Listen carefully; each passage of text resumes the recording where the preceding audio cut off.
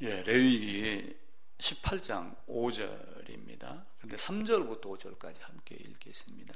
레위기 18장 3, 4, 5절입니다. 너희는 너희가 거주하던 애굽 땅의 풍속을 따르지 말며 내가 너희를 인도할 가나안 땅의 풍속과 규례도 행하지 말고 너희는 내 법도를 따르며 내 규례를 지켜 그대로 행하라. 나는 너희의 하나님 여호와니라.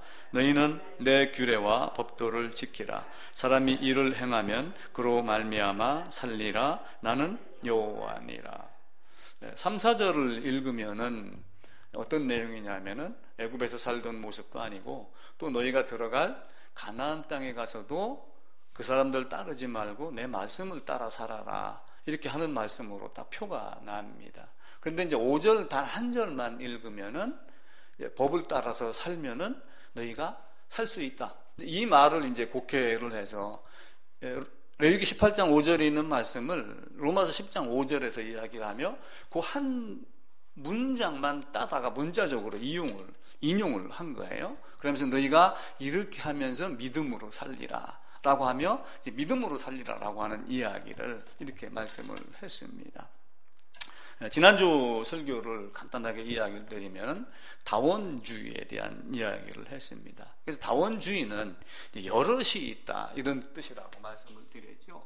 단일이 아니고 다원입니다. 여럿이니까 이제 하나가 아니라 둘 이상 되며 그 이상 여럿입니다. 그래서 종교적 다원주의가 있어요. 그래서 사람들이 뭐로 가도 서울만 가면 된다라고 하는 어떤 이런 논리를 가지고, 물론 부산에서 출발해 갖고 서울 가는 길은 동해안을 따라서 원주, 강릉, 원주 이렇게 해서 가는 방법도 있고, 서해안으로 따라가는 방법도 있고, 일본 고속도로를 따라가는 방법도 있고, 여러 개가 있죠. 또 사대문이라고 하여 서울에 들어가는 문이 또 4개가 있으니 어느 문으로도 통과하면은 서울 아니냐. 이렇게 우리가 어떤 목적지를, 삶의 목적지를 향해서 갈 때는 그렇게 말을 할 수도 있습니다. 그런데 우리가 성막을 놓고 이야기를 했을 때는 문이 몇 개였어요? 모든 성막에 다 울타리가 쳐져 있고 문은 여기 꼭 오직 한 개밖에 없었다. 그래서 다원주의가 교회 안으로 침투하게 되면은 구원의 방법이 여럿이 있다. 어떤 방법도 된다. 이렇게 하며 우리를 헷갈리게 이렇게 합니다. 그러다 보니까 편법이 생기고 이단이 생기고 이렇게 하고 그러죠. 그렇다고 하여 우리가 세상에서 다원주의를 무시하고 살 수는 없어요. 왜냐하면은 밖으로 눈을 돌리면은 유교, 불교, 가톨릭, 기독교, 유대교, 이슬람교 이런 것이 있구나라고 하면 그걸로 끝납니다. 그런데 이슬람같이 전쟁을 일으키는 거예요. 종교전쟁을 일으킵니다. 종교전쟁을 일으키면 이슬람 이해는 없으니까 다 죽여야지 된다. 이렇게 하면 그 모습을 따라가면 어떻게 돼요? 한밤중에 단군산 가서 목 자르는 사람이 있고, 어떤 사람이 어느 목사님을 부르더랍니다. 어느 스님이, 어느 승려가 약간의 친분이 있었던 모양이죠. 왜냐하면 요즘에는 보면은 절에서 크리스마스가 되면은 축하합니다. 아무개 구인사 이렇게 올리고, 또 구인사 절 앞에다가 부처님 오심을 축하합니다. 아무개 교회 이렇게 하는 경우도 있어요. 그게 이제 다원주의를 따라가는 거예요. 그러면서 나는 너그럽다. 나는 인품이 풍성한 존재다. 너도 인정하고 나도 인정하자라고 하며 서로를 위하는 것 같지만 사실은 그렇지 못하죠. 그러면서 그 스님이 어느 목사를 불러가지고 이리 와봐라 라고 얘기를 하는데, 간밤에 이런 일이 있었다. 좀 시끄러워서 나가보니까 어떤 사람이 절 마당에 있는 탑을 돌면서 기도를 하고 찬송을 부르더라.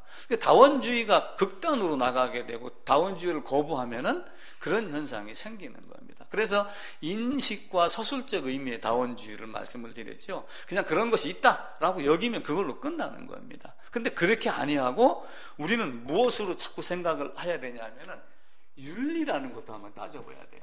이게 맞는 건가? 윤리적 다원주의.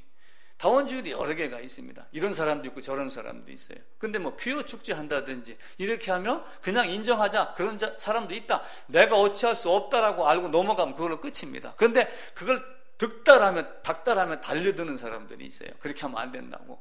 그러니까 윤리적으로 접근하면 문제가 되는 거예요. 또 종교적으로도 접근을 해도 문제가 됩니다. 이 종교를 또 사회적 다른 말로 얘기해가지고 우리가 얘기하는 규범 이렇게 하게 되면은 상당히 문제시가 됩니다.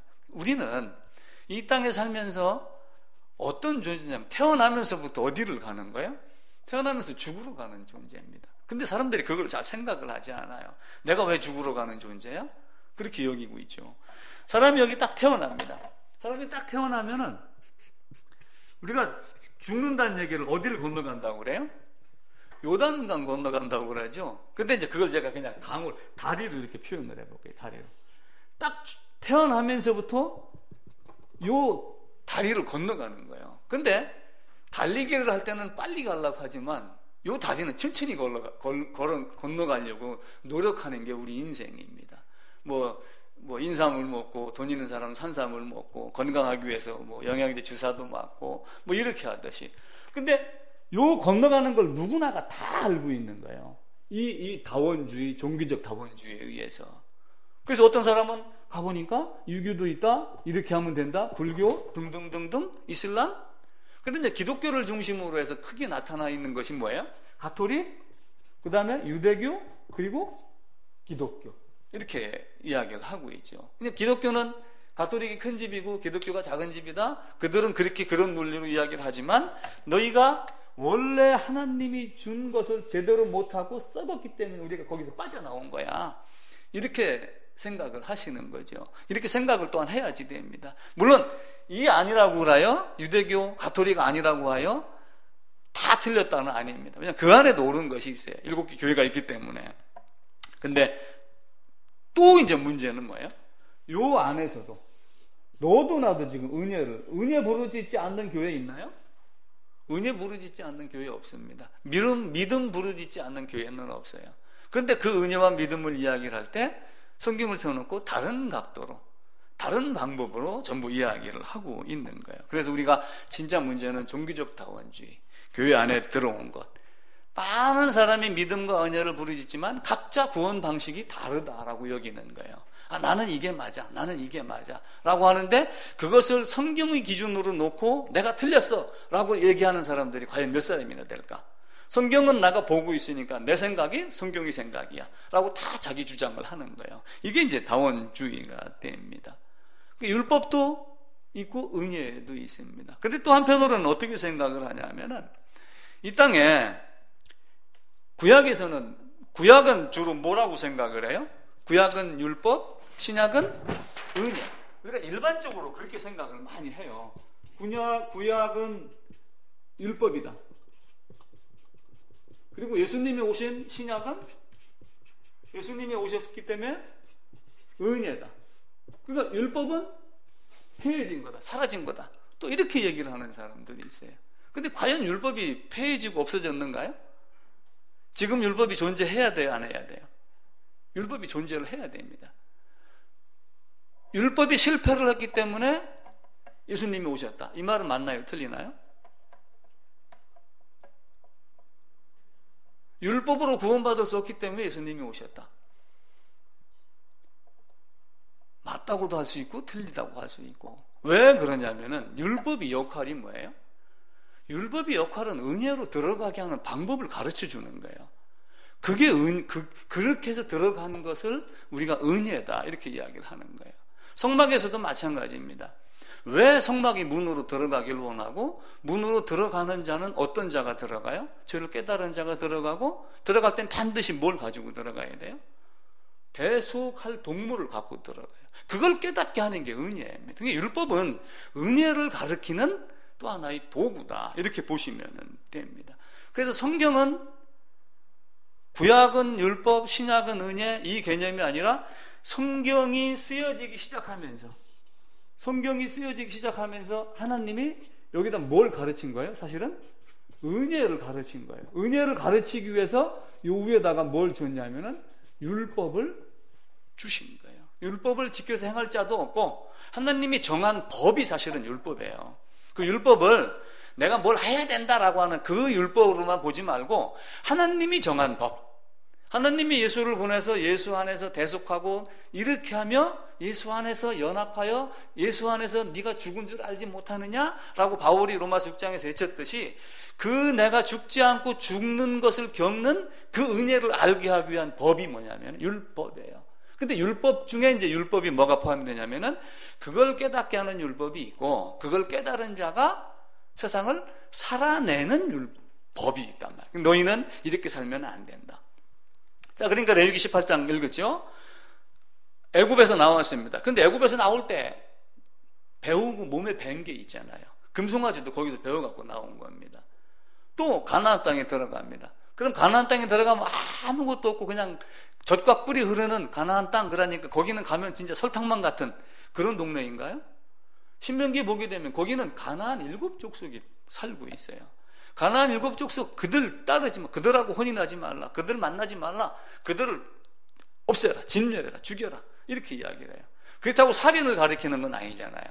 성경의 문맥을 보면은 그들과 혼합되지 말고 그들과 섞이지 말고 너는 자녀로서의 삶을 살아라. 내가 가르쳐준 그 율례 법도를 따라 살면 너희가 믿음으로 살겠다. 이걸 우리가 이야기를 하는 거예요. 그런데 이 땅에는 구약은 율법이고 신약은 은혜고 예수님이 십자가를 짐으로써 율법이 마침이 됐다고 그러니까 더 이상 율법은 필요 없이 은혜만 있다. 은혜만 필요하다. 이렇게 생각하는 사람들이 많이 있습니다. 그래서 제가 오늘 설교의 주제를 대속의 은혜를 가르치는 율법과 성막 이렇게 이야기를 잡은 겁니다.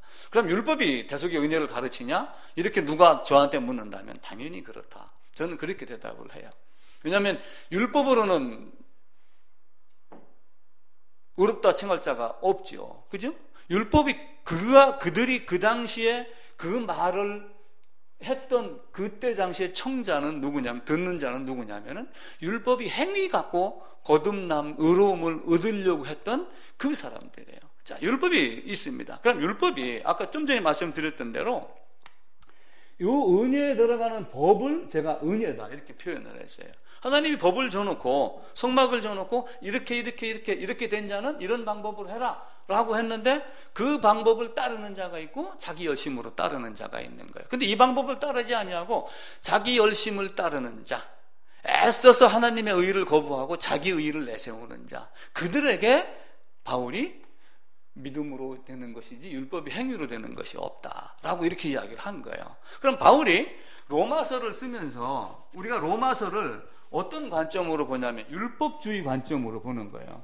율법주의자들에게 율법이 아니고 은혜야 라고 이렇게 이야기를 했는데 이들이 지켰던 율법은 하나님이 은혜로 들어가는 법을 가르치는 그 법을 배우고 그걸 하기 위한 사람들이 아니라 행위를 가지고 은혜를 얻는 것 같은 노력을 했던 사람들, 그때 당시에 바울 앞에 있었던 사람들은 다 그런 사람들이에요. 예수님 앞에 있었던 사람들도 다 그런 사람들입니다. 예수님이 오셨을 때 예수님 앞에 있는데도 불구하고 나사렛에서 어떻게 선한 것이나 갈릴리에서 선한 것은 나올 수가 없어. 갈릴리에서는 선지자도 나오는 법이 없어. 이렇게 하면 무시를 했죠. 근데 그러면서 하는 말이 그들이 뭐라고 얘기했냐면은 메시아는 어디서 난다? 베들레헴에서 난다. 이렇게 이야기를 해요. 그것까지는 알아요. 근데 그가 그분인 줄을 우리가 알지 못하는 거예요. 왜냐하면은 겉모습을 보고, 왜냐하면 자기들이 행하는 행위보다 부족하기 때문에 그래요. 우리는 밥 먹을 때마다 손 씻습니다. 어딜 들어가면 몸 닦습니다. 뭐합니다 라고 하는데 손도 안 씻고 먹어요. 그러니까 법을 지키지 않는 자 이렇게 보는 거예요. 근데 하나님이 이 땅에 오셔서 성육신 하셔서 우리에게 가르치는 법은 뭐예요? 어떻게 하면 너희가 내 안으로 들어와서 내 뭐든지 사함받고 새 예루살렘에 가나안 땅에 들어가느냐, 그걸 가르치기 위함이지 하나님이 성육신하여서 이 땅에 오셔가지고 우리가 육신으로 행하는 그 행함을 가르치려고 오셨을까요? 아니죠. 그거는 이 땅에는 윤리도덕적인 다원주의가 있다고 그랬죠. 여러 좀 윤리만 가지고도 선한 사람들이 굉장히 많습니다. 당장에 우리나라 한민족 6.25 이것만 해보세요. 얼마나 예의 바랐습니까? 아침마다 만나면 진지 드셨습니까가 인사했잖아요. 물론 가난한 시절이었기 때문에 그랬지만 만나면 인사하고 예의 갖추고 이렇게 하며 사람 사는 관계에는 누구든 그런 도덕 윤리나 어떤 법을 지키는 사람들이 있어서 사람의 행위가 깨끗하게 여김을 받는 그런 경우가 많이 있습니다. 율법을 첫 번째로 준 목적은 그 행위가 아니라 죄를 깨닫게 합니다. 일반적으로 율법의 기능을 두 가지로 이야기하고 제가 한 가지 덧붙인다고 그렇게 말씀을 드렸죠. 율법의 기능 첫 번째가 뭐였어요? 율법의 기능 첫 번째, 바울이 얘기한 대로 율법으로는 죄를 깨닫게 한다. 죄를 깨닫는 거. 죄를 깨닫게. 그럼 죄를 깨닫고 그 다음에는 뭐예요? 보통 일반 사람들이 이야기하는 대로 율법을 가지고 삶의 어떤 그 가이드라인으로 만들어주는 거예요. 이건 하면 돼, 하면 안 돼. 십계명 우리가 낭독을 하지만 하라, 하지 마라 이런 법을 지키고 살아야지 돼. 이제 죄를 깨닫게 하고 우리가 믿었으니 하나님의 자녀가 됐어. 그러니까 그 자녀가 됐으니까 그 다음에는 하나님이 원하는 삶을 살아야지 돼 라고 하면 행위 열심으로 다 바뀌는 거예요. 근데 이 중간에 있는 믿음이 깨달았어? 예수님이 오셨어? 은혜야? 믿음이야? 라고 하는 것이 얼마만큼 정확한 것인가? 이것 한번 생각해 볼 필요가 있지 않아요? 교회 다니면 다 누구나가 다 예수 믿었다? 나는 못된 신앙이야? 다 그렇게 다 얘기를 다 합니다. 목사 10,000명 데려다 놓고 설교를 시키고 주장을 이야기하기 시작하면은 거의 한 9,900 그룹으로는 나눌 거예요. 그 중에 똑같은 사람도 좀 있긴 있겠지만 다 다릅니다. 죄를 깨닫게 하고 삶의 가이드를 주는 것이다. 그리고 율법으로 죄를 깨닫고 율법이 마침이 됐으니까 이제는 율법은 필요 없고 단지 뭐야? 하나님 앞에서 살아내는 율법만 필요하다. 우리의 열심은 하나님을 섬기고 형제를 사랑하고 교회를 섬기고 여전도에 섬기고 하는 거기에다가 다 치중이 돼 있는 거예요. 근데 레위기에서 말했듯이 단순하게 그걸 떠나서 바울은 그 문장을 인용을 해가지고 너희가 어떻게 살아야지 되느냐, 율법이 어떤 기능을 갖고 있느냐라고 하는 것을 말해 줍니다. 율법은 언제 주어졌어요? 율법이 주어진 시기, 출애굽에서, 그죠? 자, 그러니까 사람들이 무슨 얘기를 하냐면은, 자, 이 율법이 언제 주어졌냐면은 애굽이 이렇게 있고 여기 시내산에서 주어졌다. 그럼 시내산에서 머물고 있던 사람들은 어떤 존재냐? 여기에서 나온 사람이다. 홍해를 건넌 사람이다. 그러니까 이들은 거듭난 자다. 거듭난 자에게 율법을 준 것이다. 그죠? 그리고 거듭난 자에게 율법이 주었고 거듭난 자에게 율법이 성취가 됐기 때문에 더 이상 율법은 필요가 없다. 이런 논리로 접근을 하는 겁니다. 그런데 율법이 몇 번 선포가 됐냐면은 율법이 2번 선포가 됩니다. 모세가 여기에서 이제 율법을 선포를 합니다. 하나님이 백성에게 직접 말씀을 하니까 백성들이 무서워서 못 듣겠습니다. 모세를 통하여 말씀해 주세요 라고 이야기를 하면 모세를 통해서 십계명 기타 많은 규례와 법들을 다 주고 그리고 산으로 불러서 뭘 주냐면은 성막을 가르칩니다. 성막의 모형을 가르치고 치수를 규격을 이대로 만들어라 이렇게 하고 그럽니다. 자, 그래서 하나님이 우리에게 준 이 율법, 이것은 사실은 뭘로 준 거예요? 문자로 준 거예요. 문자. 자, 글자가 언제부터 나오기 시작을 했을까요? 우리나라 글자가 제대로 있었던 적이 언제예요? 세종대왕? 그 이전에 한문? 서령 문자, 무슨 문자 막 이런 거 있잖아요. 이때 당시에 어떤 학자의 말에 의하면은 이때 당시에 문자가 있는 나라는 애국밖에 없었다. 이렇게 얘기를 하는 사람이 있어요. 그래서 하나님 말씀을 문자로 주었다. 그리고 그 율법에 관한 것을 또한 시내산에 가가지고 뭘 줬어요? 돌판에다가 주고 또 하나 준 거는 뭐예요? 성막에 대해서 준 거예요. 이거는 문자로 주고 이거는 그림으로 준 거예요. 쉽게 얘기를 하면은 한쪽에서는 문자로 글자로 적어서 준 거고 한쪽에는 모형으로 주고 그림으로 주고 설명하면서 이게 이거야 라고 하면 결국은 율법으로 어디를 들어가길 원하게 하는 거예요. 지성소 안으로 들어오게 하기 위함인 거예요. 자, 율법이 거듭난 자에게 주어졌어요. 그런데 이 광야에서 이렇게 해놓고 나중에 여기를 건너갑니다. 그죠? 건너갈 때가 출애굽하고서 몇 년 지난 후에요? 출애굽하고 40년, 광야 40년이니까 40년 지난 다음이죠. 그런데 여기 나와서 여기서 율법 받고 여기서 성막 만들고 하면서 한 1년, 2년 조금 더 걸렸습니다. 그러니까 그리고 여길 갔다가 뭐냐면 가나안 정탐해봐 라고 했는데 정탐하고 나서 가겠습니다 이렇게 했어요? 못 갑니다 이랬죠. 배째서요. 거기 갈 곳이 못 됩니다. 우리를 죽이려고 거기다 집어넣어요? 이렇게 이야기를 하는 거예요. 꼬맹이든지 유치원 갈 때, 학교 갈 때 꼭 말썽이 일어납니다. 내 조카 한 놈도 어렸을 때 유치원 보내고 학교 보내면 막 거기를 안 가려고 나 죽이려고 그래. 거기 가면 죽는 건 줄 알고 유치원 가는 것도 그래 힘듭니다. 이스라엘 백성들이 이 가나안에 들어가라 그러니까 못 들어가겠다 이렇게 한 거예요. 왜냐면 여기는 뭐예요? 젖과 꿀이 흐르지만 그 젖과 꿀이 흐르는 것 때문에 많은 거인들, 힘 있는 자, 권세 있는 자, 능력 있는 자, 싸움 잘하는 자 이들이 이 안에서 살고 있던 거예요. 근데 이들을 물리쳐야지 젖과 꿀을 먹죠. 물리치지 않으면 젖과 꿀이 누구 거예요?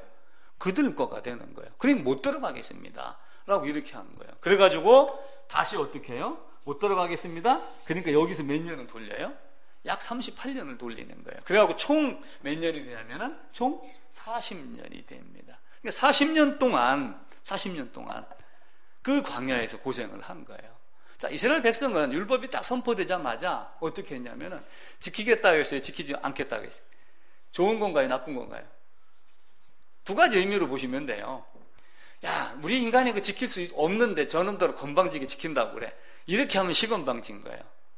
그런데 내일 일은 안 몰라요. 근데 당장 하나님이 지켜 그러니까 예, 지키겠습니다 라고 한 걸로 보면 아주 순수한 모습이 되는 거예요. 내일 설령 못 지킬지라도. 근데 이스라엘 백성은 내일 못 지킬지라도 오늘 당장 어떻게 했어요? 하나님 말씀이 얘기하니까 지키겠습니다. 그 당시의 신앙만큼은 사실은 순수하게 들어간 거예요. 그런데 이제 그것이 사실은 지키지 못했죠. 왜냐하면 육신의 한계가 있잖아요. 우리가 애굽에서 가나안으로 건너갔습니다. 그래서 제가 어떤 얘기를 몇 번 들었냐면은 이미 그랬죠. 이미라고 하는 건 거듭난 자입니다. 이미인데 아직도 건너가야 될 다리가 있어요. 여기 아직 도달하지 않았단 말이에요. 다원주의에서 여기 있으면서 이미 됐다고 여기는 자가 있고 여기 있으면서도 아직 부족하다고 여기는 자, 이런 여러 종류의 사람들이 있겠죠. 그러니까 이미와 아직 사이에 있는데 이 다리를 건너가려면은 엄청난 노력이 필요해요. 내가 만약에 주머니 속에 제가 로또가 1등이 돼가지고 농협에 가서 현금으로 탁 돈을 찾아갖고 수표로 돈을 찾아갖고 배낭에 메고 나온다고 합시다. 뭐 로또 직접 타는 사람은 뭐 가면을 쓸고 돌아가는 건지 그건 모르지만 요즘에는 그게 이제 매주마다 발생이 되니까 자기가 탔다라고 밝히는 사람도 있더라고요. 신문에 보면은. 만약에 내가 수표를 한 가방 넣고 나오면 누가 나를 쫓아오지 않나? 뭐 이런 생각 들겠어요? 안 들겠어요? 들겠죠. 굉장히 어렵습니다. 우리의 삶이라고 하는 것이. 근데 내가 가진 것이 확실하다면 그걸 지켜낼 수 있는 힘을 또 하나님이 줘요, 안 줘요? 하나님은 그 힘을 주신다. 내 앞에서 내 뒤에서 하나님이 너를 호위하겠다. 이렇게 말씀을 하십니다. 그런데 이들이 결국은 어디를 갔냐면 애굽에서 나와가지고 시내산에 갔다가 그리고 가나안을 바로 들어가지 못하고 여기로 들어가지 못하고 요 안에서 약 몇 년이 있었냐면 40년 동안 광야에 있었습니다. 그럼 광야에 있었으면은 광야에서 텐트 치고 텐트였어요? 그럼 텐트는 영원한 집입니까? 접었다가 다시 또 옮기면 되는 거예요. 접었다 옮기면 되는 거죠. 영원한 곳이 아니에요. 그러니까 결국은 이 광야라고 하는 것은 하나님은 내 자녀가 그죠? 자, 예를 들어가 공민이가 고등학교를 졸업하고 법대를 갔어요. 의대를 갔습니다. 의사고시를 봅니다. 의무고시를 봅니다. 그러면 3번에 패스하기를 원해요? 한 번에 패스하기를 원해요? 한 번에 패스하기를 원하죠. 하나님은 마찬가지예요. 여기다 끌어다 놓고 법 주고 그리고 늘 이렇게 해? 이렇게 살아야 돼? 율법과 성막을 주고 글자와 그림과 이런 걸로 다 가르쳐 주고 여기서 여기까지 며칠 길이냐면 10하루 길이라 그래요. 빨리 가가지고 12지파 대표들 뽑아서 야 가봐 어떤 데인가 빨리 들여보내고 싶었던 거예요. 근데 못해. 엄마 애모고시가 뭐 그렇게 뭐 사탕 따먹기인 줄 알아? 10년만 기다려. 10년 안에 들게. 이렇게 하면 속 터져요 안 터져요? 못할 땐 못하더라도 한번 해볼게 이 소리가 듣기 좋은 소리잖아요. 부모가. 이스라엘 백성은 그걸 안 하는 거예요. 못 가겠습니다. 그들은 고인이고 우리는 메뚜기 같은 존재입니다. 그래? 그러니까 이 안에서 계속 세상 말로 뺑뺑이를 돌리는 거예요. 그게 뭐냐면 광야 훈련소입니다. 광야 교회, 광야 학교. 여기서 계속 훈련을 시키고 나중에 40년 훈련시키면은 더 이상 훈련시키나 마나. 이건 공부도 몇 년 해보면은 공부해가고 출세할 놈인가 안 할 놈인가 대충 알아요. 근데 요즘 사람들은 그걸 안 따지고 그냥 평생 공부, 평생 학습 이렇게 얘기를 하는데 공부도 때가 있거든요. 40년 지나면 더 이상 가르치고 훈련시킬 게 없어요. 그래갖고 40년 지나고 나서 여기 딱 들여다 놓고 두 번째 율법에 대해서 설명을 합니다. 내가 너희 사는 걸 보니까 이런 일이 있었어. 그리고 너희가 앞으로 가야 될 곳은 이런 곳이니까 가가지고 이렇게 살아야지 돼. 이렇게 이야기를 하는 거예요. 자, 성막을 자세히 한번 살펴보세요. 성막을 자세히 한번 살펴보시면은 성막의 문으로 들어갑니다. 그러면 반드시 뭐가 있어요? 번제단이 있죠. 그러니까 문으로 들어가는 것과 번제단 통과하는 것을 하나로 이렇게 한번 봐보세요. 그죠? 하나로. 왜냐하면 예수 안으로 들어가서 그냥 예수님하고 하는 것이 아니라 번제단이 죽음을 거쳐야지 완성이 되는 거예요. 근데 완성이 되면은 그 완성과 동시에 사실은 이 피가 어디로 들어가요? 1년 대속죄일 1년에 한 번은 즉각 어디로 들어가요? 문설주를 거칩니까? 안 거칩니까? 물두멍 거치지 않고 성수도 그냥 바로 패스입니다. 통과합니다. 그리고 지성소로 바로 들어가요. 1년에 한 번 들어간 대속죄일. 나머지는 이제 어떻게 해요? 여길 거치고 문을 들어가서 여기서 죽은 사람, 재물과 함께 죽은 사람은 이때부터 들락날락 들어가며 나오며 꼴을 얻으며 그리고 살다가도 문제가 있고 그러면은 와서 물두멍에다 손 씻고 여기에 뭐가 들어가 있어요? 기도하고 성경 말씀 보고 하나님 말씀 진설병에 떡 먹고 하는 요 과정이 사실은 뭐예요? 여기서부터 이 훈련 받고 여기 들어가고 하는 것. 이거하고 똑같습니다. 그러니까 글자로 준 것과 그림으로 준 것과 하나 차이가 없어요. 그러니까 속죄의 방법을 가르치는 것이 뭐냐면은 성막입니다. 성막. 너희가 그래 죄를 졌어? 그럼 죄를 졌으면 어떻게 해야 돼요? 용서해 주세요. 믿습니다. 이렇게 하는 걸로 끝나는 게 아니라 직접 뭘 해라? 예수님이 문둥병자를 고쳐줬습니다. 그런데 문둥병자에게 뭐라고 얘기했냐면은 가서 재물을 데려갖고 재물을 네 몸을 제사장에게 고이고 예물을 드려라 이렇게 이야기를 해요. 그게 뭘 재산을 갖다 바치라고 하는 그 얘기가 아니라 내가 어떤 존재였는가라고 하는 그 대속의 은혜를 가르치는 겁니다. 이만큼 40년 광해 여정을 통하면서 그 율법을 갖고 이렇게 살아내라 라고 하는 걸 가르치는 거예요. 제가 그 프린트물 하나 책상에 놔놨죠. 그 1번부터 한번 보겠습니다. 출애굽기 12장에 가면은 바로 문설주 임방에다가 피를 바르고 그리고 어디로 가냐면은 죽음을 벗어납니다. 자, 집이 이렇게 있습니다. 집이 기둥이 이렇게 있고 여기에 이제 문이 있습니다. 그리고 집이 이렇게 있어요. 그러면 피를 갖다 어디다가 발라요? 설주니까 기둥입니다. 문설주하고 임방에다가 피를 바르며 사람은 어디에 거하냐면은 요 안에 있습니다. 집 밖으로 나가지 말라 이렇게 이야기를 해요. 결국은 이 피를 바른 집 안이라고 하는 것 자체가 예수 그리스도 안, 재물 안, 내가 속죄로 끌고 간 속죄 안이라고 하는 거예요. 그렇게 놓고 이들을 언제 끌어내냐면은 홍해를 건너서 시내산으로 그리고 광야로 이끌어냅니다. 자, 이렇게 해서 애굽과 구별이 됩니다. 애굽에 있는 장자는 죽었어요. 밖에 있는 장자는 다 죽었습니다. 이 안에 있는 장자는 살았습니다. 사실은 죽은 거예요. 누가 죽은 거예요? 내가 죽은 거예요. 무엇이 죽은 거예요? 요 양이 죽었기 때문에 내가 살아났다라고 하는 개념을 이해를 하셔야지 돼요. 나는 죽은 적이 없어 그러지만 그 양의 죽음으로 이달 10일에 양을 준비했다가 14일에 잡아라. 그러면 이달 10일에 양을 잡아라라고 하는데 그달 10일에 양을 잡아라라고 하는 출애굽기 12장에 나오는 잡아라는 것은 뭐냐면은 우리가 어떤 물건 보관할 때 킵한다 이렇게 얘기하는 그 킵 영어 단어로 킵입니다. 근데 이제 14일에 잡아라라고 하는 것은 결국은 뭐예요? 키를 죽인다 그 이야기예요. 두 가지 단어로 다르게 쓰입니다.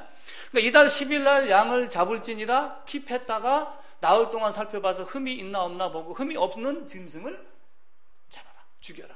그래가지고 사망에서 생명으로 옮겨갑니다. 자, 그러면은 장자의 죽음과 삶의 차이는 또 다시 일어날까요? 일어나지 않을까요? 한 번 구원은 영원한 구원입니까? 아닙니까? 한 번 구원은 영원한 구원이에요? 아니에요? 영원한 구원입니다. 근데 구원파가 그 얘기를 하면은 저놈들 이상한 놈이 되는 거고, 내가 나를 믿고 내가 성경을 이야기할 때 한 번 구원은 영원한 구원이야 그러면 위로받고, 사람들은 그런 이상한 관점을 갖고 있는 거예요. 한 번 구원은 영원한 구원입니다. 하나님이 빼앗길 수 있다고 했어요? 없다고 그랬어요? 하나님 손에서 빼앗을 자 있다? 없다? 영원히 없다. 내가 너를 견인하겠다.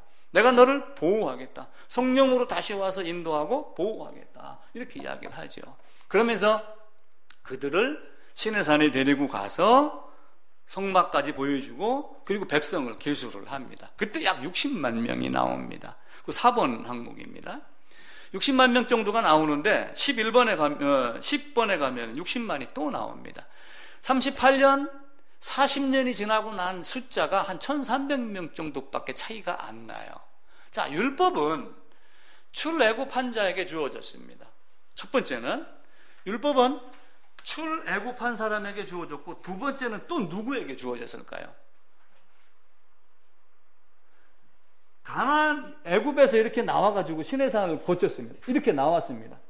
그러면 출발할 때 60만, 요 앞에 요단강 앞에서 다시 셀 때 60만, 그러면은 요 60만하고 동일인일까요? 아니에요. 출애굽한 1세대, 자식 태어난 2세대. 그죠? 그러니까 율법은 거듭난 자에게 줬으니까 다시는 율법이 필요가 돼 없어 폐해졌어라고 하는 개념이 맞아요? 틀려요? 그건 틀립니다. 왜냐하면 태어난 2세, 지금 여기 있는 우리에게도 율법으로 뭘 가르치냐면은 하나님의 은혜를 받기 위한 방법을 계속해서 가르치고 있는 거예요. 그렇게 해서 이들이 실제로 광야 훈련소에 있는 시간은 약 38년, 그리고 총 40년 정도가 됩니다. 자, 그러면은 이 광야는 여기서 시내산에 갔다가 광야에서 30년, 40년 있었는데, 광야에서 30년, 38년, 40년은 그냥 그 집에서 살라는 얘기예요? 빨리 거쳐 지나가라는 얘기예요? 하나님은 10하루길에 거길 도달하게 해가지고 들어가라라고 하면 거쳐 지나가길 원한 거예요. 하루빨리 너희가 여기를 벗어나서 나는 너희에게 이걸 먹이고 싶어, 하나님은 이걸 주고 싶어 라고 간절하게 이야기를 하는데, 그들이 입을 안 벌리면 못 먹겠습니다, 나는 싫습니다, 이렇게 이야기를 하는 거예요. 하나님은 그 광야를 머무는 곳이 아니라 스쳐 지나가는 것, 잠시. 그래서 우리가 이 땅에 있는 사람들 보고 뭐라고 그래요? 나그네길. 무슨 나나나나나 이렇게 노래도 있습니다. 찬송가도, 복음성가도 있죠. 우리 인생은 나그네의 길이다. 자, 그런데 이들이 이제 40년이 지나고 어디를 가냐면은 요 요단강 앞에 느보산이라고 하는 조그만 산이 있는데, 이제 여기서 모세하고 수많은 백성들이 여기를 바라보는 거예요. 바라보는데 여기가 어디예요? 근데 왜 하나님은, 그건 저도 잘 모르겠어요, 왜 그랬는지. 여기서 광야 훈련을 시켜놓고 그냥 육지로 보내면 참 좋잖아요. 그런데 다시 빙 돌아가지고 이쪽으로 해서 들어가기를 원했어요. 또 강을 건너는 걸 또 가르쳤어요. 히브리 사람, 히브리오 하는 게 강을 건넌 자인데, 여기서도 강을 한번 건너게 하고 또 여기서 강을 건너게 하면 뭔가 건너가는 것을 가르칩니다. 근데 이들에게 요 시점이 몇 년이냐면 40년 첫째 달 되는 해예요. 그러니까 40년 훈련 받고 졸업할 때입니다. 저도 이제 여러분하고 목회를 하다가 제가 떠나고 여러분하고 졸업할 때가 됩니다. 그럼 제가 마지막에, 여러분 내가 지금까지 이런 말씀 했으니 여러분 어딜 가서든 이거 꼭 기억해야 됩니다. 이 말 하겠어요, 안 하겠어요? 제가 반드시 2주 3주 연속해서 그 말씀 하고 그만둘 겁니다. 모세도 그 심정으로 백성들에게 그 이야기를 하는 거예요. 너희가 지난 시간 사는 걸 보니 이런 모습이었구나, 그러니까 너희가 앞으로 이렇게 살아야지 돼 라고 하는 것을 계속해서 그 9번 항목에서부터 시작을 하는 거예요. 그래가지고 출애굽기 40년 1월 때가 언제냐면은 민수기 20장 1절입니다. 그러니까 민수기에서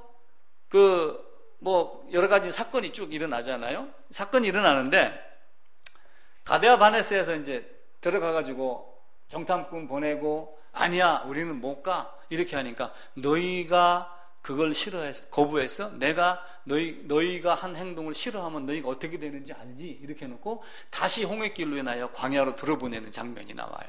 그렇게 해놓고 민수기 15장부터 20장까지 15, 16, 17, 18, 19, 20 6장 그죠? 그걸 몇 년을 기록했냐면 38년을 기록을 해놓은 거예요. 그 안에는 특별히 기록을 하는 게 그렇게 많지는 않습니다. 근데 문제는 뭐냐면은 40년 훈련을 받고 난 민수기 20장 1절에 보게 되면은 또 목이 마르다 이렇게 이야기해요. 그러면 이제 그들이 40년 동안 훈련을 받았으면은 목이 마르면 어떻게 해야 돼요? 하나님 나 목이 마릅니다. 주세요. 어디로 갈까요? 여기 파면 줄까요? 하고 파면 됐는데 이제 또 모세한테 가서 매달리는 거예요. 40년을 훈련을 받고서도 모세 멱살을 잡으며 제자들이 예수님 멱살 잡은 거하고 똑같은 거예요. 다퉜다는 얘기가 그냥 말로 다퉜겠어요? 모세 이놈의 새끼야 이렇게 했겠죠. 네가 40년 동안 우리를 여기 끌고 다니면서 지금 또 이 사막 한가운데로 와가지고 물도 없는 곳으로 끌고 다녀서 하나님 때문에 내가 지금까지 참고 왔는데 너 이놈의 새끼 이번에 죽어봐 이렇게 했겠어요? 안 했겠어요? 그러니까 모세가 화가 난 거예요. 반석을 쳐라 반석에게 명령해갖고 물을 내라 그러니까 모세가 어떻게 했어요? 반석에게 명령을 했어요. 반석을 쳤어요.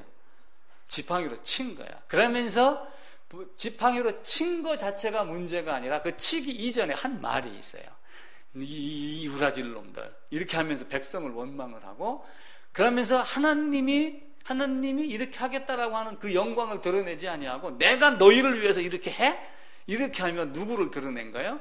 사실은 모세 자기를 드러내고 하나님이 말씀으로 하라고 하는 것을 다른 각도로 했기 때문에 너는 가나안에 들어갈 수 있어 없어? 너는 가나안에 들어갈 수 없어. 탁 못을 박습니다.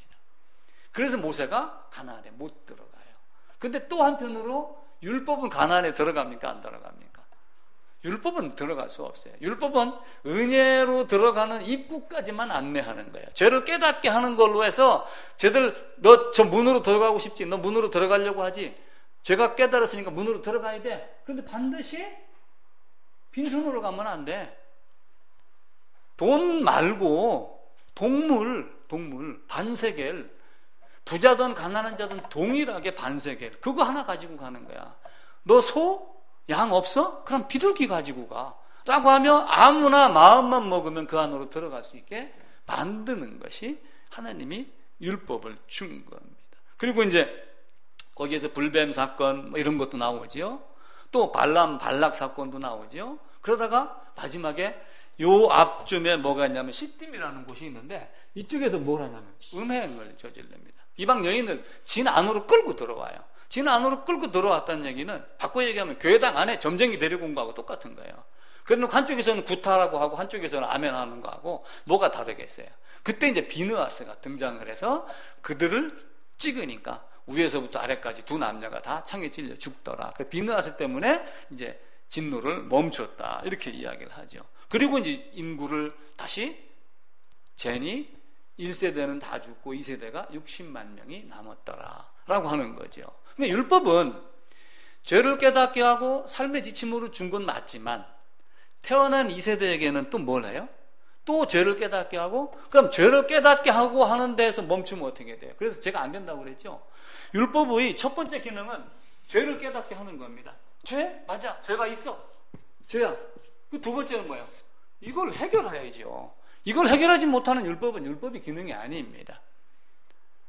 부모는 가르칠 능력이 없기 때문에 어디로 다 보내요? 학원 보내잖아요. 그러면서 매일 뭐예요? 공부해 이렇게 한단 말이에요. 근데 가르칠 능력이 있는 사람은 집에서 그 뭐 하는 거 있죠? 홈스쿨링 뭐 이런 걸 하고 그러는 거예요. 율법의 기능도 마찬가지입니다. 죄를 깨닫게 해? 근데 율법이 죄를 깨닫게만 하고 죄를 해결할 능력이 없으면 어떻게 돼요? 구약 4,000년에 있는 사람들이 죄를 깨닫기만 하고 해결할 능력이 없이 저 뒤에 오시는 예수님만 바라봤나요? 아니에요.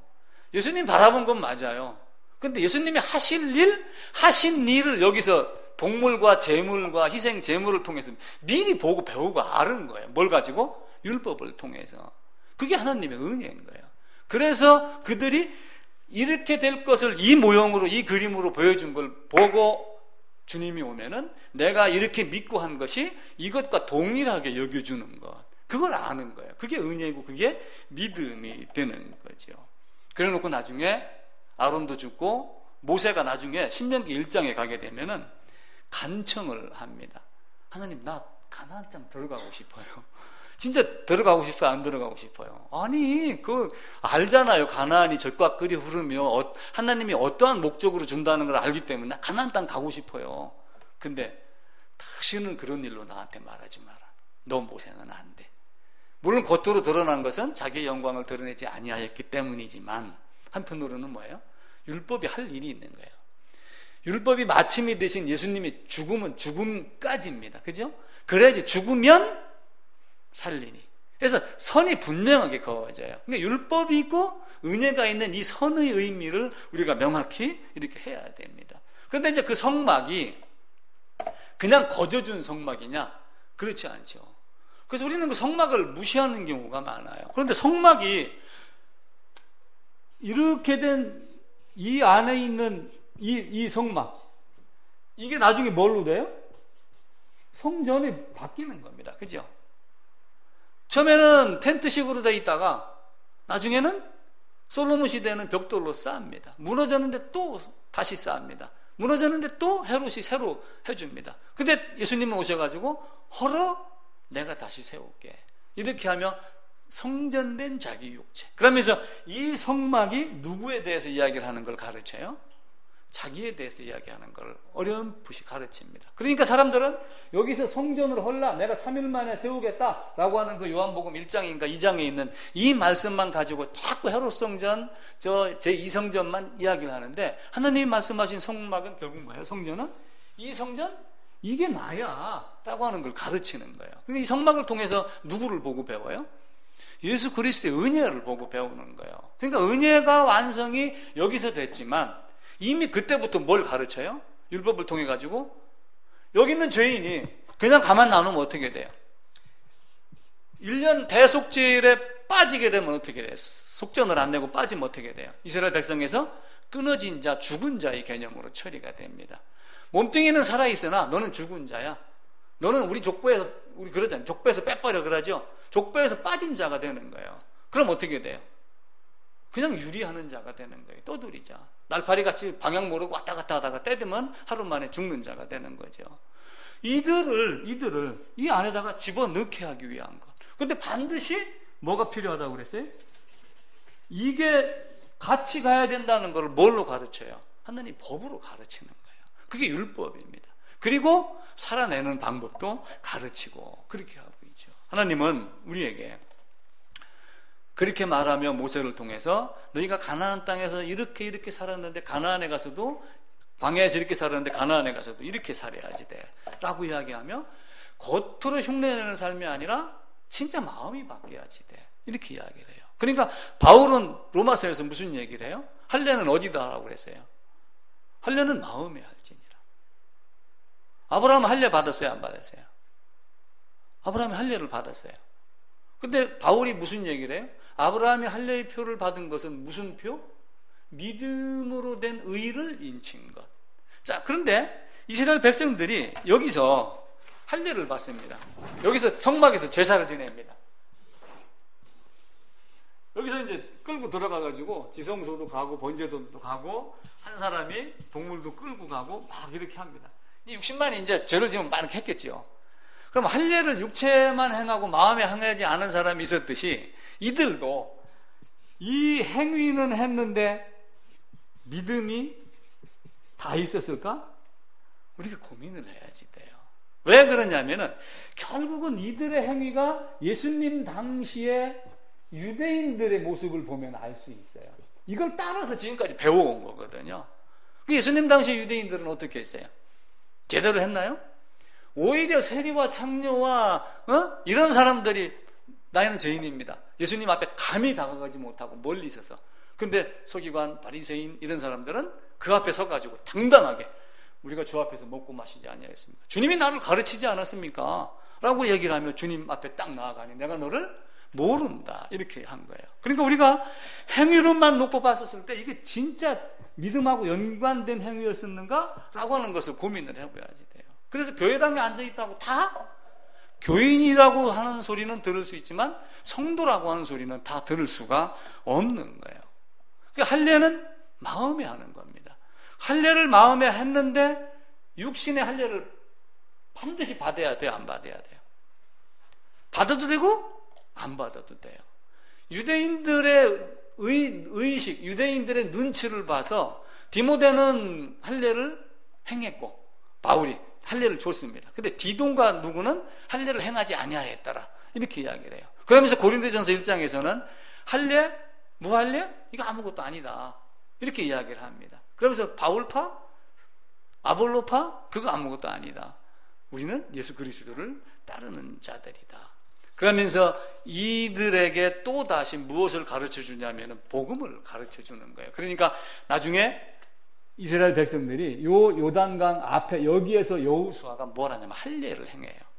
이때 할례를 행해도 이때에서 믿음이 완성된 자들이 할례의 표를 받으면 아브라함의 할례와 같은 형식이 되는데 만약에 아브라함의 형식과 같이 아니하고 실제 마음에도 없었고 할례만 받는 경우들이 있었겠죠. 그죠?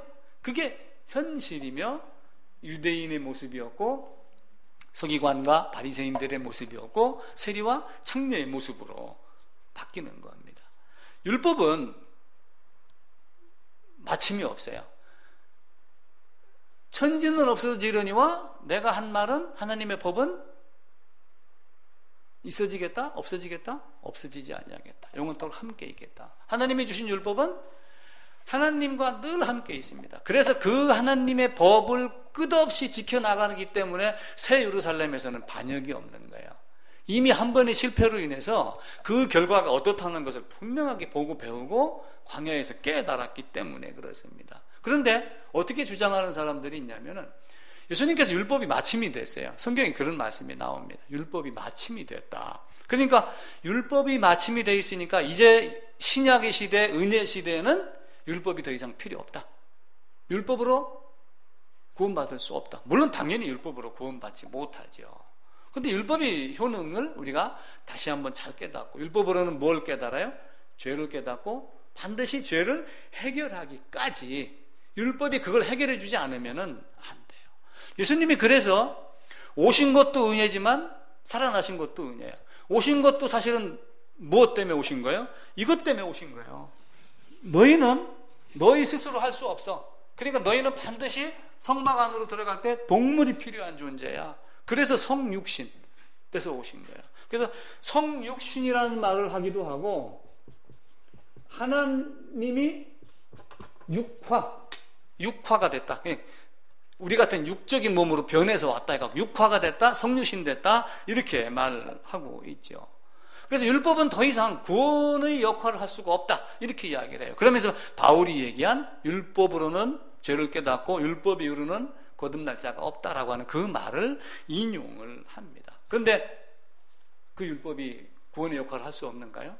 율법이 죄로 알게 해주지 못하고 율법이 대속의 비밀을 알려주지 않으면 무슨 재주로 은혜 안에 들어가겠어요? 그 법을 주지 않았는데도 예수님 오셨으니까 은혜야 이렇게 얘기를 하는가요? 아니에요. 유대인들은 그걸 2000년, 3000년, 4000년, 5000년 계속 그걸 보고 듣고 배우고 가르치고 이마에다가 팔뚝에다가 율법을 묶고 다니고 암송하고 이렇게 하면서도 그걸 몰랐단 말이에요. 그럼 우리는 어떻게 되겠어요? 그들은 어떻게 되겠어요? 믿음의 차이가 무엇인지 이걸 우리는 해줘야지 됩니다. 어떻게 살 것인가? 이것도 당연히 중요해요. 근데 그 율법으로 말미암아 죄를 깨닫고 죄를 해결하는 쪽으로 해결하는 기능을 가진 그 율법의 마침에 대한 것을 이야기를 해요. 자, 율법이 마침이라고 이야기하는 것은 예수님이 죽은 걸 가지고 율법이 마침이라고 그래요. 예수님은 율법이 마침이 됐다. 자, 그러면은 잘 보세요. 율법의 예수님이 마침이 됐어요. 마침이 됐으면 끝났다는 얘기예요. 그럼 율법이 마침이 됐다는 것이 무슨 뜻일까요? 예수님이 율법이 마침이 됐어요. 율법이 마침이 된 그 자리가 어디예요? 예수님의 십자가의 죽음이에요. 그리고 죽음으로 끝나고 예수님이 죽었으면 모든 것이 완성되나요? 살아내야지 돼요. 근데 율법의 마침은 어디까지냐면 그분이 부활하신 것까지예요. 부활하신 그분이 내가 갔다가 다시 오야지 내가 너희를 견인할 수 있어. 너희를 성경의 말씀으로 깨닫게 하고 인도하고 꾸짖고 하는 이걸 할 거야 라고 하면 갔다가 다시 오겠다라고 하는 거죠. 그러니까 결국은 율법의 마침은 죄인은 죽어야지 돼요. 근데 예수님이 이것을 어떻게 했냐면 대속을 했어요. 대속을 했는데 예수님이 죽기까지 순종했습니다. 성경에도 죽기까지 순종했다고 나와요. 그럼 죽기까지 순종했으면 그것이 완성인가요? 아니에요. 부활을 이야기하지 않으면 안 되는 거예요. 부활을 이야기하지 않으면. 이 부활까지가 결국 뭐냐면 율법의 마침이에요. 그래서 율법이 마침이라는 것의 정확한 의미는 율법이 지향하는, 율법이 가려고 하는 마지막 목표, 율법이 가려고 하는 마지막 목적을 성취했다. 그 개념이 율법의 마침이란 말이에요. 그러니까 율법이 마침이 됐으니까 이제는 신약에서는 율법의 기능이 없어. 구원의 효력을 발휘할 수 없어. 이 개념이 아니란 말이에요. 지금도 율법이 존재하지 않으면 그 양심과 이성과 본성에 그 새겨진 또 문서와 성문화로 된 그 율법이 존재하지 않으면 하나님 말씀을 알 수 있나요? 대속의 비밀을 알 수 있나요? 믿습니다 한다고 되는 게 아니잖아요. 우리가 대속이라는 단어를 다 압니다. 예수님이 대신 죽었어, 내 죄 갖고 죽었어, 다 압니다. 종교다원주의가 이 땅에 많이 있어서 다 압니다, 다 합니다라고 그러는데 성경이 이야기하는 방법을 모르는 거예요. 우리는 율법을 통해서 뭘 알아요? 하나님이 어떤 방법으로 성막에 문을 들어가고 번제단에서 어떻게 하고 지성소에 어떻게 가라라고 하는 것을 가르쳐 주는 거예요. 그런데 이 레위기 18장 5절 그리고 그 말씀을 딱 한 절 갖다가 인용한 로마서 10장 5절을 가가지고 너희는 그러면 율법으로 한번 살아봐. 율법으로 사는 자는 율법으로 살 수 있을 거야 라고 하는 그 산다는 것을 영생으로 자꾸 엮으려고 하는 사람들이 있어요. 그것을 바울은 로마서에서 그렇게 엮어냈습니다. 그런데 실제는 그게 아니잖아요. 율법 의로 살 수 있나요? 율법 의로 살 수 있는 자는 아무도 없습니다. 레위기에서 주어졌던 상황은 가나안에 들어갔었을 때 너희가 이렇게 살아라. 이 율법을 꼭 붙잡고 살아야 돼. 뭐 이러는 거 있잖아요. 시집간 딸에게 그런 얘기 하잖아요. 지금은 뭐 시집 갔다가 뭐 내일 모레 다시 오고 영상 통화하고 뭐 자가용 있으니까 뭐 저녁에 왔다 아침에 가기도 하고 이러지만 옛날에는 어떻게 했어요? 한번 가면은 어떤 사람은 몇 년에 한 번 내 죽어야지 오는 그런 먼 거리도 있었습니다. 그러니까 그들에게 부탁을 하는 거예요. 너희는 이렇게 살아야지 된다. 그게 하나님의 법입니다. 우리는 성경이 무엇을 가르쳤는가를 봐야지 돼요. 성경이 무엇을 가르쳤는가? 성경은 처음부터 은혜를 가르쳤을까요? 가르치지 않았을까요? 어디서 가르쳤을까요? 성경은 처음부터 율법도 주고 은혜도 가르쳤어요. 그래서 여자의 후손으로 오겠다. 그때부터 가르친. 그게 여자의 후손으로 오겠다는 게 그게 은혜입니다. 그리고 창세기 2장에 뭐라고 되어 있어요? 선악을 아는 열매를 먹으면 반드시 죽는다. 법입니다. 반드시 죽기 때문에 하나님은 반드시 죽으리라 했기 때문에 죽여요, 안 죽여요? 죽여요. 하나님은 사랑이기 때문에 안 죽일 것 같으죠? 하나님은 사랑이기 때문에 자기 아들까지 죽였다니까요. 여기 이 안으로 들어가는 사람 옆에 있는 요 짐승이 돼가지고 이 땅에 오면서 유월절 어린 양 그리스도가 돼갖고 오면서까지도 죽여야지 돼. 왜? 반드시 죽으리라, 죽일 것이다 라고 되어 있기 때문에. 우리는 하나님의 사랑을 이야기를 하면서 하나님의 공의를 이해를 해서 공의는 뭐라고 그랬어요? 어느 누구도 예의 없이 공평하고 공정하게 공개적으로 심판하는 것. 그게 공의입니다. 하나님은 공의의 하나님이에요. 그러니까 우리가 잘 못 알고 있으니까 하나님은 사랑이야. 하나님이 내 대신 용서했으니까 나는 용서받은 존재야. 제가 지난주에 무슨 얘기를 드렸냐면 하나님은 용서하시는 하나님이 아니다. 그 얘기를 드렸습니다. 그 얘기를 듣고 어떻게 생각하셨어요? 에이 무슨 소리야. 하나님은 용서하시는 하나님이지. 하나님 한집사님 어떻게 생각하셨어요? 하나님은 절대로 용서하시는 하나님이 아니야. 하나님은 절대로 용서하지 않습니다. 용서하는 방법이 뭐냐면은 내 안에 들어와. 내 안에 들어와. 나와 함께 연합해. 내가 죽고 살리는, 법대로 처리하면서 법대로 처리하기를 주저하지 아니하고 법대로 나를 처리하세요 라고 들어온 자를 죽이고 살려내는 게 하나님의 사랑입니다. 그게 용서입니다. 하나님의 용서는 법대로 처리하고, 그리고 처리했으니까 어떻게 해요? 온전한 회개가 됐구나. 그러니까 회개는 뭐예요? 주여 죄송합니다 하고 눈물 흘리는 게 회개가 아니라, 가다가 이성계가 해군하듯이 딱 돌아오는 게 회개라고 그랬죠. 완전하게 180도 돌려. 그래서 너는 죗값으로 일단 죽어야 돼. 죗값으로 죽었기 때문에 너는 내가 어떻게 스스로 살아날 권세 있는 내 안에 들어왔으니 너는 살아나야지 돼. 그러니까 하나님의 용서는 세상이 얘기하는 그 용서하고는 틀립니다. 절대로 다릅니다. 그래서 우리가 종교다원주의를 이야기를 하면서 여럿이 있으니까 그냥 다른 것은 다른 것이다, 우리는 이렇게 이야기를 해요. 다른 것은 틀린 것이 아니다 라고 이야기를 하며, 강의할 때도 그 이야기를 많이, 전부 다 조직 활성화 교육을 갑니다. A라는 사람도 있고 B도 있고 C도 있고 저기 X도 있고 Y도 있고 다 있습니다. 그러니까 서로 다른 거니까 힘을 합쳐서 이렇게 톱니 물리듯이 이렇게 하면 시너지가 나올 거야, 이렇게 가르치지만, 성경에서는 다른 것은 다른 것이 아니라 틀린 것이다 라고 하는 것을 성경을 가지고 명확하게 이해를 해요. 여러분들이 그걸 어디 가서든 자신 있게 이야기할 수 있어야지 됩니다. 얼마 전에, 며칠 전에 뉴스에 이런 게 나왔어요. 삼성이 노조 파괴를 하려고 했던 그 내용이 5년 전인가 검찰인가 법원에서 누가 작성했는지 모르는 괴문서다, 이렇게 해서 삼성에게 면피를 준 적이 있었습니다. 그게 엊그저께 삼성에서 어떤 이사가 예를 들면 만들었다라고 하는 게 밝혀졌다. 그게 이제 뉴스 앵커 브리핑에 나왔어요. 근데 그 손석희 씨가 무슨 얘기를 했냐면은, 5년 전에는 그 당시에는 누구나가 다 알고 있었지만, 삼성에서 가로 열고 닫고입니다. 삼성에서 만드는 것을 누구나가 다 알고 있었지만 누구도 확인하지 못했다. 근데 지금은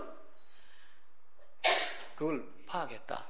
그래서 제가 그 말을 딱 듣고서 갑자기 생각을 했었죠. 누구나가 다 예수를 알고 있지만 누구나가 다 예수를 확인하고 정확히 아는 것은 아니다. 이 땅에는 예수 모르는 사람이 없습니다.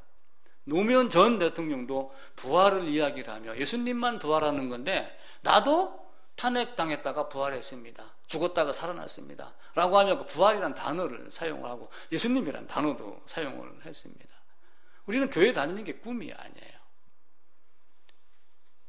직업은 꿈이 아닙니다. 청소년들 잘 들으셔야지 돼요.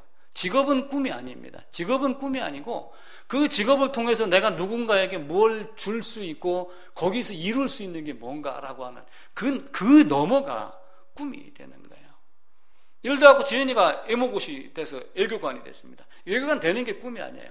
외교관이 됐으면 강경화보다 더 뛰어난 영어 실력을 갖고 내가 한국을 위해서 뭘 해야 되겠다, 그 자체가 비전이며 사명이란 말이에요. 마찬가지로 국민이도 마찬가지예요. 내가 우리 작은아버지인가 큰아버지가 큰 병원을 갖고 있어. 나도 그럼 의사 될 거야. 그 의사 되는 게 꿈이 아니라, 의사가 돼갖고 그 이종국 씨 마냥 어떤 사람들을 이렇게 어려웠을 때 이렇게 살려내는 게 꿈이야 라고 하는 어떤 그 미션이 있어야 되는 거예요. 그러니까 교회 다니는 게 꿈이 아니라, 우리는 이 교회당에 앉아서 찬송 부르고 설교를 들으면서 내가 진짜 알아야 될 것이 뭔가, 하나님은 그 진짜 알아야 될 것을 율법이라고 하는 그 법 안에다가 다 포함시켜 준 거예요. 근데 우리는 해라 하지 마라 라고 하는 것을 자꾸 법으로만 여기고 있지, 하나님의 은혜로 들어가게 하는 법이 가르친다라고 하는 것을 생각을 하지 않아요. 법을 지키면서 하나님 나라에 들어가는 게 쉬워요? 대속을 통해 들어가는 게 쉬워요? 대속을 통해 들어가는 게 쉽죠. 그게 얼마나 좋습니까? 하나님이 이렇게 해놓으신 거예요. 근데 그 해놓으신 그것과 동일하게 되려면 그 동일한 조건을 맞추는 방법을 하나님의 법으로서 계속해서 말씀을 하는 겁니다. 다른 사람, 여러 사람들에게 묻습니다. 예수님? 맞아, 대속했어요. 대속이 은혜입니다. 믿음입니다. 그렇게 이야기를 다 합니다. 그런 사람들에게 은혜, 믿음 말하지 말고 그 은혜의 내용과 믿음의 내용을 한번 이야기해봐라. 우리는 그렇게 접근을 해야지 돼요. 그걸 당당하게 밝혀야지 돼요. 그걸 당당하게 말할 수 있어야지 돼요. 그게 되지 않으면은 문제가 되는 거예요. 어거스틴이라는 사람이 이런 말을 했어요. 이게 믿음이 정말 어렵습니다. 이해가 안 되는 부분이 많아요. 그들은 나름대로 여러 생각을 하며 삼위일체라는 것도 정리를 하고 막 이렇게 하는데 이해가 안 되고 하는 사람들이 막 따지고 덤벼들으니까 이 말을 한 거예요. 이해하려면 믿어라. 이게 참 밑도 끝도 없는 말이에요. 이게 어거스틴 이렇게 이야기를 했어요. 이해하려면 믿어라. 우리는 사실은 믿는다고 하지만 성경을 믿지 못하는 사람들이 의외로 많습니다. 너무나 많아요. 성경을 믿지 못하는 사람들이. 성경에서 대속을 가르쳐주고 은혜를 가르쳐주는데도 불구하고 할례의 표를 받은 것만 가지고도 믿음이 있는 걸로 자꾸 여기려고 한단 말이에요. 할례는 마음에 해라. 난 믿었습니다. 믿습니다. 근데 그 믿음의 방법을 한번 이야기를 해봐. 자기가 본 거는 다 풀어냅니다. 저도 나이아가라 폭포 갔다 오고 자유여신상 올라갔다 왔어요. 여기서 안 가본 사람이 아무리 그림을 멋지게 그리고 설명을 해도 제 설명을 못 따라갑니다. 저보다 표현을 아무리 잘해도 내가 본 것을 이야기하는 것만큼 실감나게 이야기를 하지 못해요.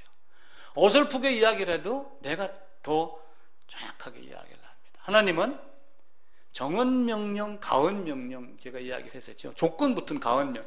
이렇게 하면 해도 되고 이럴 경우는 하지 않아도 돼. 근데 그것이 아니라 먹으면 반드시 정령 죽는다. 이게 정언명령이에요. 정언명령. 정언명령은 조건이 없어요. 무조건 따라야지 됩니다. 십계명도 해라, 하지 마라 라고 하면 반드시 따라야지 돼요. 근데 우리는 그때는 어쩔 수 없는 상황이었습니다 라고 이렇게 하면 하나님께 양해가 되나요? 하나님께 양해가 안 되죠. 하나님은 왕이고 창조주고, 자, 100년 전 미국, 200년 전 미국 흑인 노예 이런 거 한번 봐보세요. 그 배다가 아프리카에서 흑인들 싣고 옵니다. 모가지다가 그 소, 개, 목걸이 하듯이 끌고 갑니다. 백인들, 흑인 우월, 이런 거 얘기하잖아요. 그게 100년, 200년 전이에요. 그럼 하나님과 나와의 차이는 어떻겠어요?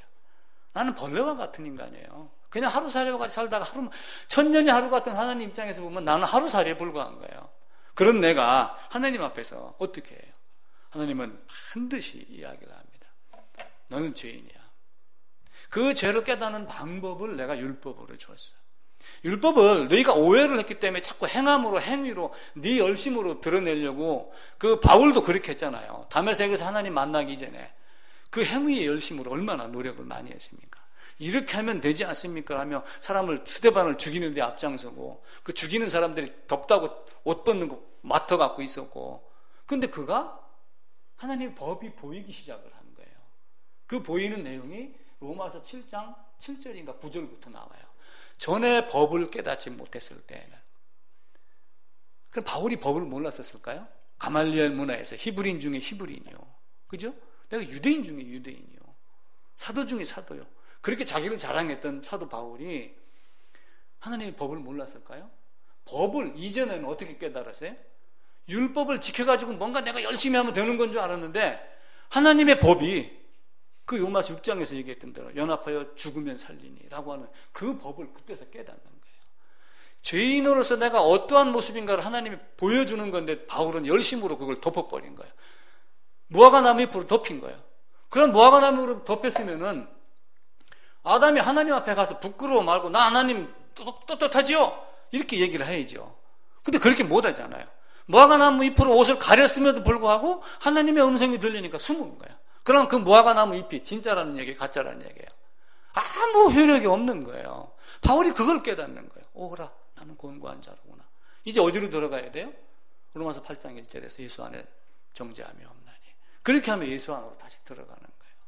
그 로마서 7장이 어떤 사람들은 로마서 7장 7절 9절인가부터 나오는 그 뒤에 몇 절이 바울이 거듭나고 나서 자기 생활이 잘못됐기 때문에 깨달은 거다 이렇게 생각하는 사람도 있지만 절대적으로 그렇지 않을 거라고 저는 생각을 해요. 물론 그것도 있죠. 더 중요한 건 뭐예요? 그가 법을 두 가지로 해석을 한 거예요. 처음에 뭐였어요? 법을 행위로 본 거예요. 행위 열심으로.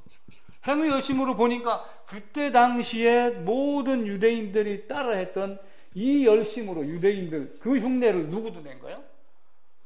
사두개인, 바리새인, 서기관, 율법사 그리고 바울도 그걸 따라서 했던 거예요. 그런데 또 하나 내가 법을 깨달을 땐 전에 법이 보이지 않더니 법이 들어옴으로 내가 이런 존재구나라고 하는 걸 깨달으면서 뭐가 보이는 거예요? 성막으로 들어가는 그 방법이 보이기 시작을 하는 거예요. 우리는 성경에서 철저하게 하나님 앞에 가는 방법을 깨달아. 이 땅에서 그 기회를 주는 거예요. 지금 여기서 태어나가지고 지금 믿어라라고 하는 이 지금 다리를 건너가고 있는 거예요. 저는 지금 이쯤 왔습니다. 어제 뉴스 보니까 되게 기분 나쁘더라고.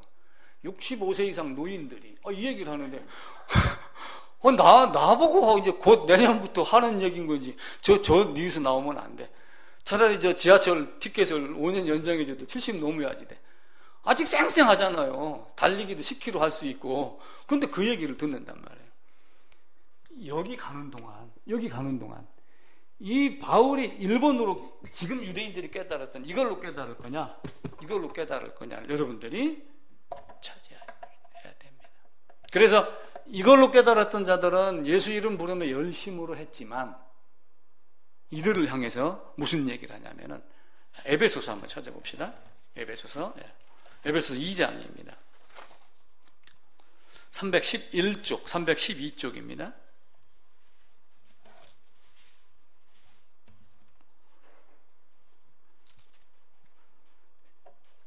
2장 11절부터요. 같이 읽어봅시다. 그러므로 생각하라. 너희는 그때 육체로는 이방인이요 손으로 육체에 행한 할례를 받은 무리라 칭하는 자들로부터 할례를 받지 않은 무리라 칭함을 받은 자들이라. 그때 너희는 그리스도 밖에 있었고 이스라엘 나라 밖의 사람이라. 약속의 언약들에 대하여는 애인이요 세상에서 소망이 없고 하나님도 없는 자이더니 이제는 전에 멀리 있던 너희가 그리스도 예수 안에서 그리스도의 피로 가까워졌느니라.